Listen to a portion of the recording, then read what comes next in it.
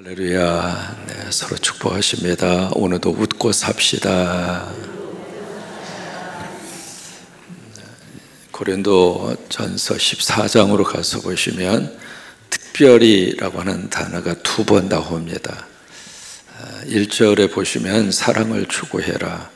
그 사랑을 추구하라는 이야기는 사랑의 길을 따라가라 그 말입니다. 여러분, 사랑의 길을 따라가는 것이 예수 믿는 믿음의 삶의 길을 걸어가는 겁니다. 그 다음에 1절에 특별히 무엇 하려고 해라 라고 하는 말이 나옵니다. 무엇을 하려고 하라고 하죠? 예언을 하려고 하라. 그 이야기는 예언이 한 번으로 끝나지 말고 지금 예언적인 사역을 하고 있는 그 사역을 꾸준하게 지속적으로 계속할 수 있도록 해라 그 말입니다. 그 다음에 5절에 보시면은 또 하나 특별히라고 하는 단어가 또 한 번 나오거든요. 그러니까 이 고린도전서 14장에 예언이라고 하는 단어가 13번 나옵니다. 몇 번 나와요? 13번입니다. 그러면 14장에서 담고 싶은 가장 중요한 주제는 바로 뭐냐면 예언입니다. 근데 이 예언의 은사를 또 하나의 은사 비교를 계속하고 있거든요. 그것이 바로 방언의 은사입니다. 그러면 이 두 가지 은사를 왜 여러 가지 많은 은사가 있는데 특별히 이 두 가지 은사를 끄집어내 놓고 고린도 교회 교인들에게 이 문제를 언급할까? 지금 이제 그 예배 속에서 이루어지는 사역이거든요. 개인적으로 이루어지는 은사 활용이라든지 개인적인 믿음의 삶, 그걸 말하는 것이 아니라 여러분 개인적으로는요, 기도하시다가 방언으로 하시든 아니면 일어서서 하시든 아니면 눈을 뜨고 하시든 눈을 감고 하시든 아무 상관이 없어요.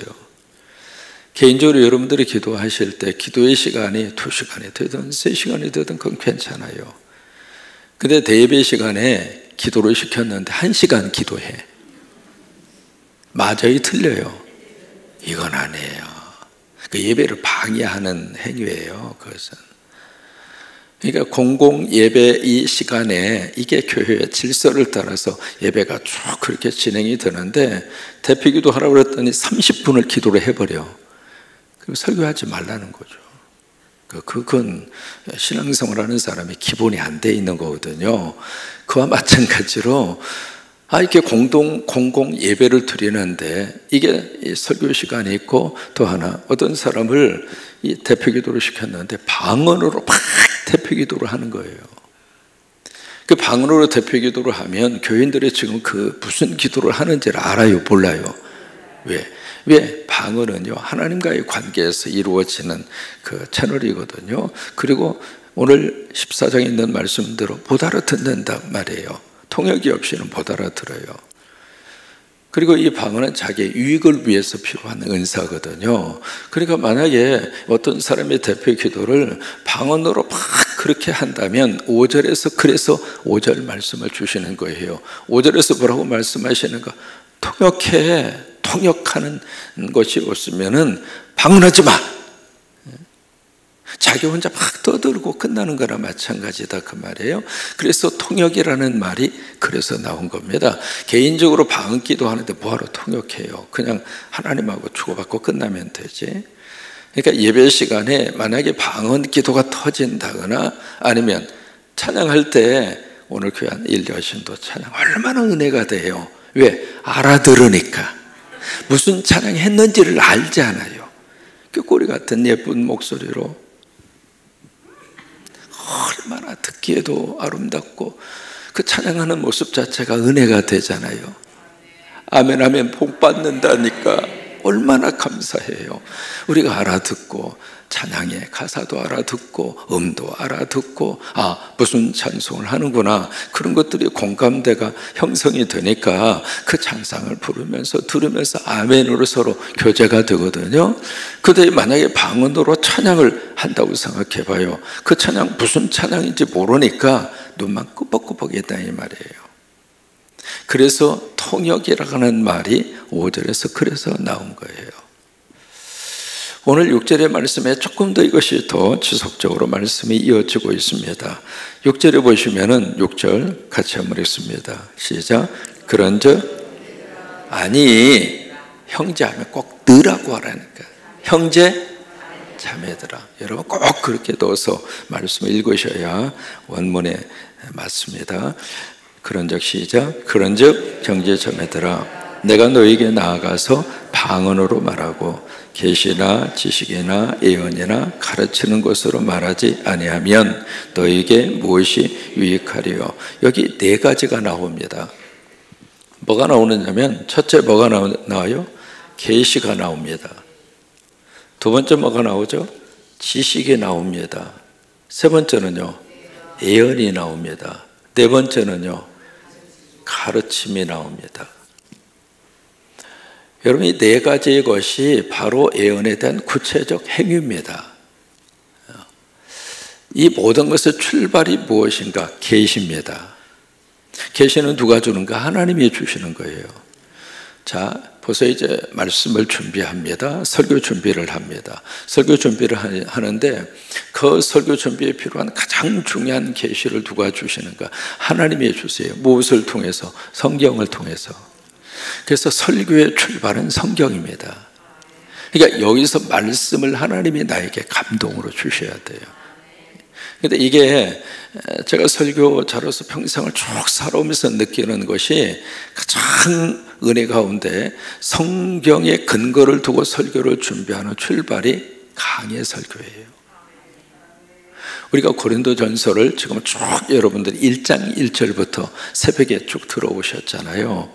고린도 교회에게 주고 있는 이 말씀과 현대 우리 교회에게 주신 이 말씀을 어디에서 우리가 근거로 찾으면서 말씀의 맥을 이어갈 수 있겠는가?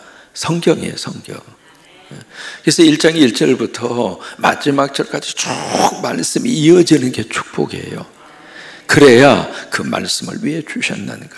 그 말씀의 배경이 뭔가? 그러면 오늘 우리 교회에 그 말씀을 어떻게 적용할 수 있겠는가? 이게 말씀이 끊어지지 않고 말씀이 이어져 간다 이 말이에요. 그래서 이 예언 어제 말씀드렸죠. 예언이 뭔가? 여러분 이해하시죠? 예자가 무슨 예자예요? 맡길 예자예요. 은행에다 돈을 맡기는 것처럼 하나님이 말씀을 우리에게 맡겨 주신 거예요. 그러면 그 말씀은 맡은 자의 거예요? 맡겨 주신 분 거예요? 맡겨 주신 분 거예요. 그래서 킹 제임스 번역은 이 부분을 대언이라 신언이라 그렇게 번역한 거예요. 맡은 그 말씀을 가지고 그들에게 말씀으로 풀어서 그들에게 주는 것이 바로 예언이란 말이죠. 그런데 예언의 말씀이 가장 출발하는 것이 계시예요. 하나님으로부터 계시를 받아야 되겠죠. 그리고 그것이 무엇으로 남게 되는가? 지식으로 남아요. 계시가 쌓여지면 지식이 되거든요. 그리고 이 지식을 가지고 그들에게 말씀으로 풀어서 전달하는 것이 예언이에요. 그리고 이 예언의 말씀이 그들에게 무엇으로 다가오게 되는가? 교훈으로. 다시 말해서 그 말씀의 삶에 대한 적용으로 그들 속에 딱 열매를 맺는 거예요. 이것이 예언에 대한 네 가지의 모습이라 그 말이죠. 그러니까 내가 당신들에게 나가서 예언으로 하지 않고 방언으로 막 설교를 하고 끝나면 도대체 내가 무슨 설교했는지 너희들이 알아볼 수가 있겠느냐 말이에요. 그게 고린도 교회 성도들에게 무슨 유익이 되겠는가? 라고 하는 그 질문이 6절입니다. 그러면서 7절, 8절에 세 가지의 악기가 나옵니다. 첫째는 뭐가 나오는가? 피리가 나와요. 두 번째는 뭐가 나와요? 고문고가 나와요. 세 번째는 뭐가 나와요? 나팔이 나와요. 세 가지 악기를 딱 예로 제시하면서 자, 피리를 보자. 피리는 무엇으로 불어요? 입으로 불잖아요. 거문구는요, 손으로 튕기는 거예요. 이 악기를 만약에 예로 들면서 피리로서의 소리를 내지 않으면 그게 무슨 소리인지 어떻게 알겠는가? 거문구를 튕기는데 음에 따라서 거문구 연주를 하지 않으면 그게 무슨 소리냐며 말이에요. 나팔도 마찬가지죠. 이 나팔 소리를 가지고 기상 나팔, 취침 나팔, 또는 전진, 후진, 그 모든 것을 다 나팔로 그때는 다 신호 체제가 갖추어져 있었는데, 이 나팔 소리가 가라는 건지 말라는 건지 일어나는 건지 아니면 자라는 건지 아무 구별이 되지 않으면 그 나팔 소리가 무슨 의미가 있겠느냐 이 말이에요. 설교 시간에 설교를 지금 하고 있는데 그 설교가 무슨 설교인지 하나도 못 알아듣는 거예요. 그러면 여러분, 그 설교가 여러분들에게 도움이 되겠습니까? 아무 의미가 없는 시간이에요. 마치 갓난아이가 여기 와서 피아노 앞에 앉아가지고 팍 두들겨 패는 거예요. 소리가 나긴 나는데 그 소리가 여러분에게 귀에 아름다운 선율로 들릴까요? 자, 우리 권사님이 살포시 앉아서 성령의 은혜로 반주에 딱 힘을 실어서 찬양을 연주해주고, 그러니까 그 피아노 반주 속으로 우리에게 찬양을 다 은혜스럽게 할 수 있는 축복이 되잖아요. 똑같은 원리로 그 말이죠. 다 같이 예배를 드리고 있는데 한쪽에서는 막 방언하고 한쪽에서는 막 방언으로 찬송하고 한쪽에서는 막 이상한 소리를 내리고, 그러면 그 예배에 참석한 성도들 모두가 다 하나님의 은혜 가운데 말씀의 은혜를 받을 수 있는 축복의 시간이 되겠는가 이 말이에요. 이해가 되셨어요? 자, 그러면서 9절입니다. 이 9절 말씀이 참 중요한 말씀이거든요. 9절 같이 한번 읽겠습니다. 이와 같이 너희도 혀로서 알아듣기 쉬운 말을 하지 아니하면. 자, 이게 중요합니다. 교사나 그 다음에 목회나 설교자의 사명을 가진 사람은 이 9절을 꼭 기억해야 돼요. 설교를 하는데 설교를 어떻게 해야 하는가? 알아듣기 쉬운 말로 하라 이 말이에요. 알아들을 수 있는 말로 설교하라 그 말이에요. 여러분, 아이들 앞에서 설교를 하는데 어른식의 문장을 가지고 어른의 말로 아이 앞에서 막 설교를 해요. 그러면 애들이 은혜 받겠어요? 아이들 앞에 딱 놓고 전능하사 천지를 만드신 여호와 하나님이 우리 가운데 역사하셔서, 그러면서 아이들 앞에서 그렇게 설교를 하면 아이들이 뭐라고 그러겠어요? 뭐요 이게? 이해가 안 간다 이 말이에요. 연세 많이 드신 분 앞에서 설교하면서 애들 앞에서 설교하는 것처럼 에이, 오셨어요? 아니라 이 말이에요. 알아듣기 쉬운 말로, 알아듣기 쉬운 말로. 이게 설교가 방언식 설교가 되면 안 된다 그 말이에요. 설교를 듣기는 들었는데 이 설교가 무슨 설교인지를 몰라. 그러니까 예를 들면 초신자를 대상으로 해서 만약에 설교를 준비한다 하면 초신자에 맞게끔 설교 준비를 하라 그 말이에요. 처음 믿음 생활하는데 그분들에게 여러분 복음을 가지고 막 선교해야 합니다. 선교사로 헌신하시고, 그리고 물질도 하나님 앞에 바쳐서 선교사님도 후원도 하고, 여러분 그래야 하나님께서 함께하고 하나님이 복을 주십니다. 처음 교회에 나왔는데 그 초신자 앞에서 막 선교하라고 그러면은 초신자가 어떤 생각이 들까요? 이게 뭐요? 내가 지금 누구를 대상으로 설교하고 있는가? 그 대상이 잘 알아들을 수 있도록 이해하기 쉽게 그렇게 설교를 하라 이 말이에요. 설교자로 살고 있는 나에게 지금 하고 있는 말입니다. 교사도 마찬가지입니다. 교사도 마찬가지예요. 그러니까 9절 말씀에 있는 대로 알아듣기 쉬운 말로 해라 이 말이에요. 여기에 특별히 9절에 너희도 혀로서라고 하는 단어가 나오죠. 우리가 말은 혀를 통해서 나오잖아요. 입을 통해서 말이 나가잖아요. 혀로 구사하는 그 언어를 통해서 그들이 알아들을 수 있는 언어로 그렇게 알아듣기 쉽게 말씀을 준비하고 설교를 하라 그거예요. 만약에 그렇게 안 하면 9절에 그 말하는 것을 어찌 알리요? 이는 허공에다가 말하는 것이다. 의미 없는 말이라 그 말이에요. 무의미한 말로 끝나버리는 말이라 그 말입니다. 그러면서 10절, 11절 말씀에 같이 한번 읽겠습니다. 시작. 이같이 세상의 소리의 종류가 많으나 뜻없는 소리는 없나니 그러므로 내가 그 소리의 뜻을 알지 못하면 내가 말하는 자에게 유국인이 되고 말하는 자도 내게 유국인이 되리라.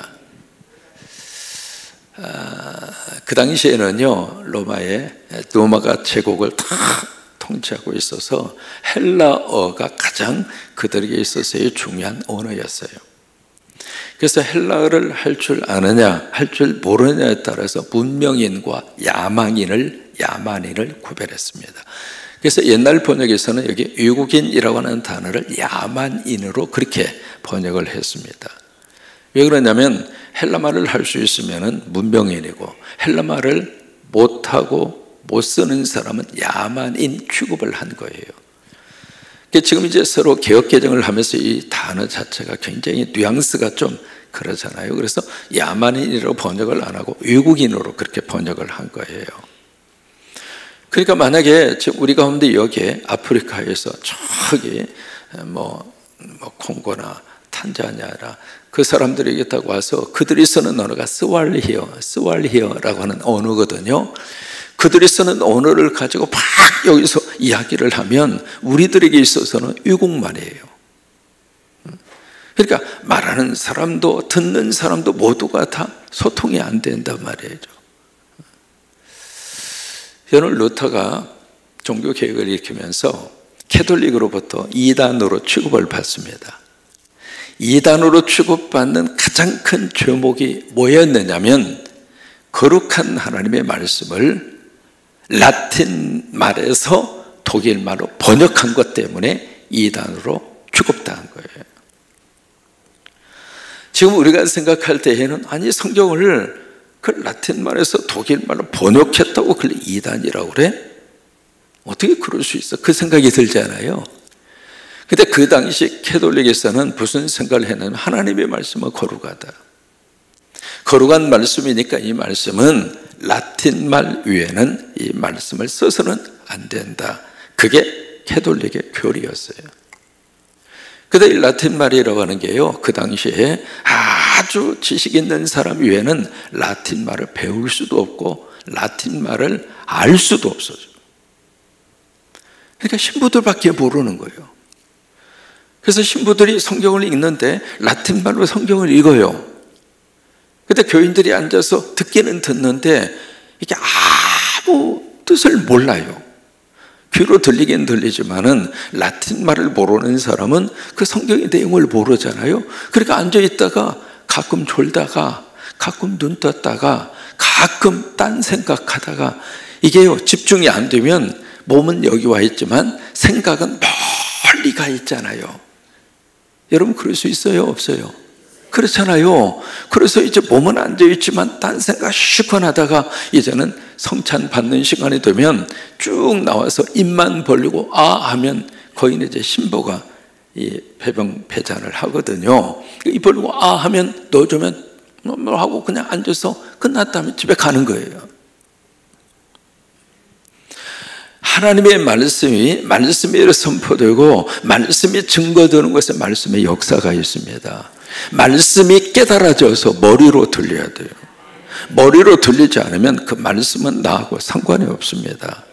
그래서 머리로 들려진 그 말씀이 내 가슴으로 내려와요. 그래서 그 말씀이 나에게 은혜가 되는 거예요.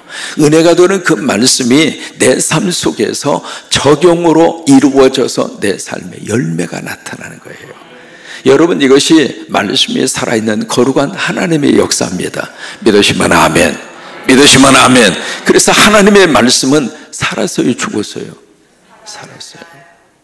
말씀이 살아있기 위해서 말씀이 나에게 이해가 되고 말씀이 살아있기 위해서 말씀이 나에게 알아듣기 쉬운 말로 들려야 돼요. 들리지 않으면 그 말씀은 나에게 죽은 말씀이에요. 그래서 루터가 안 되겠다, 이 평신도를 완전히 문맹화시키는 것이고 평신도를 완전히 무식한 계층으로 전락시키는 것이다. 그래서 이 말씀을 라틴 말에서 독일 말로 번역한 겁니다. 그러면서 거기서부터 교회 안에 말씀의 운동이 거기서부터 일어나기 시작한 거예요. 아멘? 자, 그래서 자 12절입니다. 시작. 그러므로 너희도 영체인 것을 사모하는 자인자. 자 보세요. 사모라고 하는 단어, 사모해라, 이 단어가 12장부터 계속 나와요.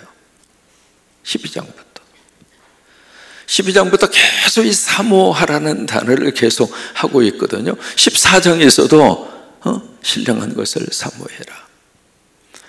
여러분 믿음 생활하면서 성령을 계속 사모하세요.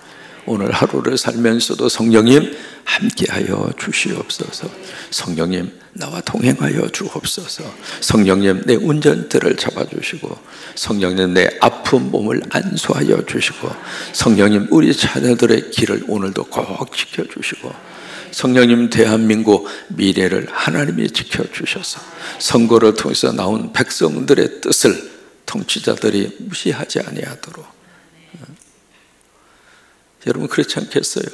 백성들의 뜻이 어느 정도 쭉 형성이 됐는데 그것을 만약에 당신들은 나는 나야, 그런 식으로 만약에 통치 행위를 한다면 국민들이 가만히 있겠습니까? 그러면 대한민국이 또다시 혼란에 빠지잖아요. 성령님 도와주시옵소서. 성령님 우간다의 산림 중고등학교 공사 현장에 성령님 함께하여 주시옵소서. 여러분 성령을 사모하시기 바랍니다. 성령을 사모하면 그 다음에 성령의 은사를 또다시 사모하게 되어 있는 거예요. 그래서 12절에 있는 말씀대로 그러므로 너희도 영적인 것을 사모하는 자인즉, 영적인 것이 무엇인가? 성령의 은사예요. 성령의 은사를 사모하는 자인즉, 그 다음에 아주 중요한 단어, 이 14장에서 이 덕이라고 하는 단어가 4번 나옵니다. 왜 이 단어를 계속 지금 설명하고 있을까? 여기에 교회의 덕을 위하여 이 덕이라고 하는 단어, 우리가 생각하는 그 덕의 개념이 아니에요. 여기서 교회의 덕을 위한다는 이야기는 교회를 세워가라 이 말이에요. 영어로 빌드업 시켜라 그 말이거든요. 교회를 세워가라 그 말이에요. 교회를 내가 성령의 은사를 받아서 내가 받은 성령의 은사로 교회 예배 질서를 혼란스럽게 하지 말고, 내가 받은 은사로 예배자들의 마음속에 영적으로, 그리고 어떤 예배의 분위기를 망치지 말고 내가 받은 은사로 하나님 앞에 예배를 더 잘 드리도록, 내가 받은 은사로 찬양으로 섬기고, 내가 받은 은사로 교사로 섬기고, 내가 받은 은사로 주차장 안내로 섬기고, 내가 받은 은사로 예배 안내로 섬기고, 아멘도 안 하셔요. 그래요. 내가 받은 은사로 교회를 세워가라 이 말이에요. 여러분 때문에 이 교회를 세우세요. 내가 이 교회에 오셔서 이 교회 성도가 됐기 때문에 성광교회를 더 세우세요. 세우셔야 여러분이 복받아요. 세우셔야. 그래서 내가 받은 은사로 교회의 덕을 세우도록, 교회가 더 세워져 가도록 그 은혜가 넘치게 되기를 주의 이름으로 축원합니다. 여러분 이 방언 문제가 이것으로 끝나지 않습니다. 계속해서 이 방언 문제가 14장 전체 속에서 계속 흘러가고 있어요. 정리합니다. 이 두 가지 내용을 딱 비교를 하면서 첫 시간에 드렸던 말씀을 꼭 기억하셔야 돼요. 이 방언은 누구를 대상으로 하는가? 대상이 하나님이에요. 예언은 대상이 누구예요? 사람이에요. 사람. 그 다음에 이 방언은 알아들을 수 있어요, 없어요? 다시 말해서 이해가 안 된다 그 말이에요. 자기가 하면서도 자기가 무슨 말을 했는지를 몰라요. 통역의 은사가 없으면은 이 방언은 자기를 아무 무슨 내용으로 했는지를 전혀 기억하지 못합니다. 그러나 예언은 알아들을 수 있어요, 없어요? 알아들을 수 있어요. 이해가 된다 그 말이에요. 그래서 이 방언은 철저하게 누구를 위해서 필요한가? 자신의 영적 삶을 위해서 필요해요. 나의 영적인 삶을 위해서. 그 다음에 예언은 무엇을 위해서 예언이 필요해요? 교회의 덕을 위하여. 교인들의 신앙이 성장하고 교인들의 영적으로 잘 세워져 가고, 그런 면에 있어서 이 예언의 은사가 필요하다고 하는 거예요. 이 두 가지 은사가 예배 속에서 충돌이 됐을 때에는 방언의 은사를 절제해라 이 말이에요. 가끔 그런 경우가 있거든요. 성령님이 주시는데 말이야 이걸 중단시키라고 그러느냐고. 같이 쭉 이렇게 기도하고 있는데 어느 분이 이제 막 개인 기도 시간이에요. 혼자서 막 저기를 해요. 가서 좀 절제를 하시라고. 그러니까 하는 말이 사탄아 물러가라. 갑자기 담임 목사가 사탄이 돼버렸어. 혼자서 기도하는 그 기도가 혼자 할 때는 누가 뭐라 그래요? 여럿이 다 같이 하고 있는데 그 기도가 다른 분에게 지금 영적으로 혼란케 한단 말이에요. 그래서 좀 절제하라고 그러니까 절제하라고 그래서 사탄이라고 그래요. 맞아요, 틀려요? 아니에요.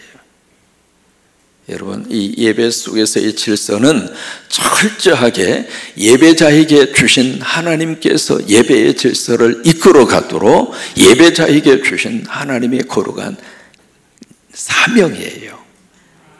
누구도 예배를 방해하면 안 됩니다. 누구도 예배에 끼어들어서도 안 됩니다. 원만하게 은혜 가운데 물 흐르듯이 은혜가 쫙 흘러가도록 예배를 처음부터 끝까지 예배자가 그것을 인도할 수 있도록. 그래서 방언이 터진 사람은 스탑, 집에 가서 해. 그렇게 된 거예요. 아멘. 그 다음의 내용도 그런 각도에서 여러분들이 이해를 하셔야 돼요. 그래서 내일 새벽에 또 하겠습니다. 여러분, 방언 문제 나오니까 재밌죠? 이해도 되시고요. 같이 우리 찬양하십니다.